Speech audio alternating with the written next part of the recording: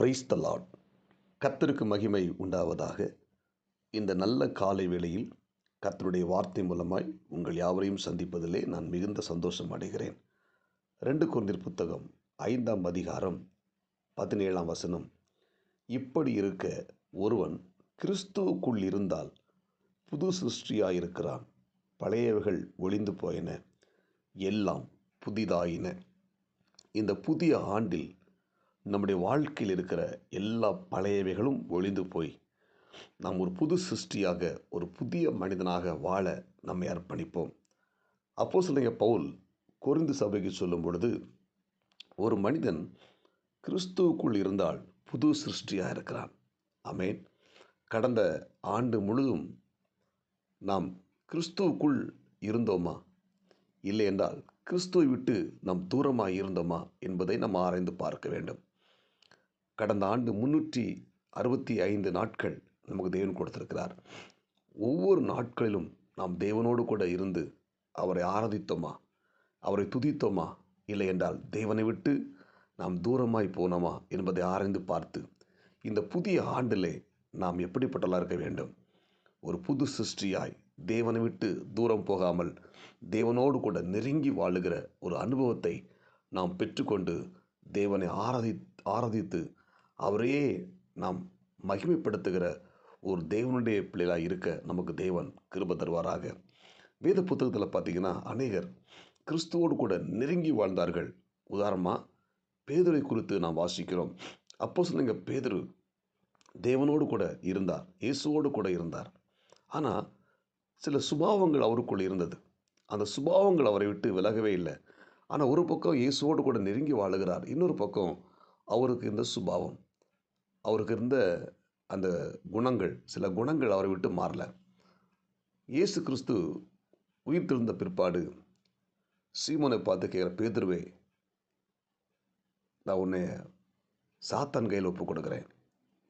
நீ குணப்பட்ட பின்பு உன் சகோதரர்களை ஸ்திரப்படுத்து. சாத்தா உன்னை சுளவினால் புடைக்கப் போகிறான் என்று சொல்லி பிசாசு கையில் பேதுருவை ஆண்டவர் கொடுக்கிறார். அன்புக்குரிய தேவனுடைய பிள்ளைகளை, இயேசுவோடு கூட இருந்தவன், அவன் சுபாவம் மாறல, அவன் குணம் மாறல. அந்த பேதுருவை ஆண்டவர் சோதனைக்குள்ளே கொடுக்கிறார், ஒப்பு கொடுக்கிறார். ஆனால் நான் உனக்காக வேண்டிக் கொள்கிறேன், நீ குணப்பட்ட பின்பு, நீ சரியான பின்பு உன் சகோதரை ஸ்திரப்படுத்த என்று சொல்லி ஆண்டவர் அந்த பேதுருவை சோதனை கையில் கொடுக்கிறார், சோதனைக்காரன் கையில் ஒப்பு கொடுக்கிறார். ஆனால் இந்த பேதுரு பாருங்க, அவர் குணப்பட்டார், சரியானார். பழைய காரியங்கள் எல்லாம் அவரை விட்டு ஒளிந்து போயின. ஒரு புதிய மனுஷனாய் மாறி எழுந்து பிரசங்கம் பண்ணுகிறார், கிறிஸ்துவுக்காக எழுந்து பிரசங்கம் பண்ணுகிறார். 3000 ரட்சிக்கப்படுறாங்க, 5000 ரட்சிக்கப்படுறாங்க.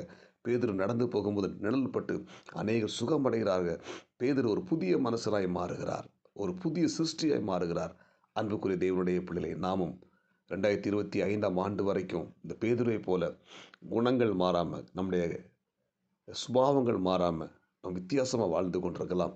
இந்த புதிய ஆண்டில் நம்ம எல்லாரும் ஒரு புது சிருஷ்டியாய் தேவ சாயலை தரித்து கொள்ள வேண்டும். இயேசுவை போல வாழ வேண்டும். அல்லேலூயா.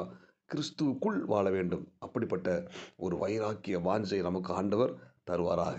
இந்த காலை நேரத்தில் இறைவார்த்தை கேட்கிற தேவனுடைய பிள்ளைகளை, நாம் ஒவ்வொருத்தரும் இந்த புதிய ஆண்டில் நல்ல ஒரு தீர்மானம் எடுத்து நாம் இன்னும் ஆண்டவரோடு கூட நெருங்கி வாழ, அவரோடு கூட ஐக்கியமாக இருக்க, அவருக்குள் வாழ நம்மை அர்ப்பணிப்போம். நம்முடைய பழைய சுபாவங்கள் எல்லாம் ஒழிந்து போகணும், பழைய குணங்கள் எல்லாம் ஒழிந்து போகணும். நல்ல தெய்வீக குணங்களை நமக்கு ஆண்டவர் கொடுத்து இந்த புதிய ஆண்டில் நம்மை ஆசிரியத்து வழி நடத்தணும். அதற்காக நம்ம என்ன செய்யணும்? ஒவ்வொருத்தரும் பிரயாசப்படணும், ஜெபிக்கணும். தேவனை விட்டு விலகக்கூடவே இந்த ஆண்டு தேவனை விட்டு விலகாமல் தேவனோடு நெருங்கி வாழ, அவருக்குள் வாழ நம்ம என்ன செய்யணும்? ஒவ்வொருத்தரையும் அர்ப்பணிக்க வேண்டும். இந்த இறைவார்த்தை கேட்கிற தேவனுடைய பிள்ளைகளை, நாம் ஒவ்வொருத்தரும் இந்த புதிய ஆண்டு கிறிஸ்துவுக்குள் வாழ்வோம், புதிய மனுஷனாய் வாழ்வோம், புதிய சிருஷ்டியாய் இருப்போம். பழைய எல்லா காரியங்களையும் நாம் ஒழித்து விட்டு ஒரு புதிய மனுஷனாய் நாம் வாழ்ந்து ஆண்டவருக்காக அரிய பெரிய காரியங்கள் செய்வதற்கு நம்மை அர்ப்பணிப்போம். கர்த்தர் நம்மை ஆஸ்வதிப்பாராக. ஜெபிப்போமா? பரலோக தேவனே, இந்த காலை வேளையில் இறைவார்த்தை கேட்ட ஒவ்வொரு தேவனுடைய பிள்ளைகளுக்காக நான் ஜெபிக்கிறேன். ஒருவன் கிறிஸ்துவுக்குள் இருந்தால் புது சிருஷ்டியாய் இருக்கிறான், பழையவைகள் எல்லாம் ஒழிந்து போயின, எல்லாம் புதிதாயின என்ற வார்த்தையின்படி இறைவார்த்தை கேட்ட ஒவ்வொரு தேவனுடைய பிள்ளைகளும் கர்த்தர் ஆஸ்வதிங்க. ஆண்டவர், எங்களுக்குள் இருக்கிற பழைய சுபாவங்கள் எல்லாம் ஒளிந்து போகட்டும். தெய்வீக சுபாவம், தெய்வீக சாயல், உமக்குள் இருந்த சுபாவம் எங்களுக்குள்ள வரட்டும். இந்த இறைவார்த்தை கேட்ட எல்லா தெய்வ பிள்ளைகளும் கர்த்தர் ஆஸ்வதிங்க. இந்த நாளுக்குரிய கிருபை கொடுங்க. இயேசு கிறிஸ்துவின் நாமத்தில் ஜெபிக்கிறோம் நல்ல பிதாவே, ஆமேன். God bless you. உங்கள் யாவரையும் கர்த்தர் ஆஸ்வதிப்பாராக. இந்த நாள் உங்களுக்கு இனிமையாய் அமையட்டும். ஆமேன்.